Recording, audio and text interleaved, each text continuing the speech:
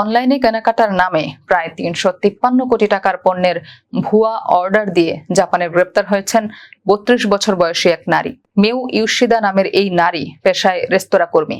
তিনি দেশটির জনপ্রিয় প্রকাশনা সংস্থা শোয়েশার online shop Jump Character Store থেকে ২,০০০-এর বেশি অর্ডার করেন।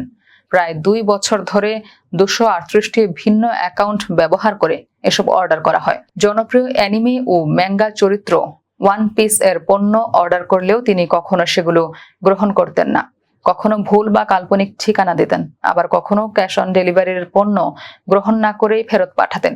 এতে পণ্য প্যাকেজিং ও ডেলিভারি বাবদ প্রকাশনা সংস্থাটির প্রায় ৭৫ লাখ ইয়েন ক্ষতি হয়। অভিযোগের পর তদন্ত করে পুলিশ ইয়োশিদাকে গ্রেপ্তার করে। জিজ্ঞাসাবাদে তিনি অপরাধ স্বীকার করে জানান, মানসিক চাপ কমাতেই এমন কাজ করতেন।